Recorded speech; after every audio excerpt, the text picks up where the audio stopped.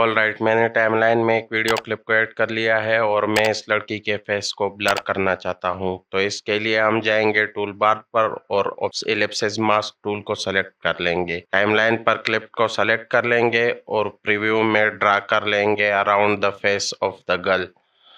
इसको हम एडजस्ट कर सकते हैं, सिलेक्शन टूल की मदद से मूव कर सकते हैं। इस कलर को हम नन कर लेंगे और यहाँ पर इफेक्ट कंट्रोल्स में एलिप्स मास्क टूल में ट्रैक सेलेक्टेड मास्क फॉरवर्ड को क्लिक कर लेंगे। अब इसको ब्लर करने के लिए इफेक्ट्स पैनल में जाएंगे, सर्च बॉक्स में गॉसियन ब्लर टाइप कर लेंगे और गॉसियन ब्लर इफेक्ट को ड्रैग कर लेंगे इफेक्ट कंट्रोल्स में एलिप्सिस मास्क के अंदर, और इस तरह ये ऑटोमेटिकली ब्लर इसके अंदर ऐड हो जाएगा। हम यहाँ पर ब्लर की अमाउंट को भी कंट्रोल कर सकते हैं। अब जब मैं क्लिप को प्ले करता हूँ तो इसका फेस ब्लर होता है। That's it for this tutorial. As always, thanks for watching. See you next time.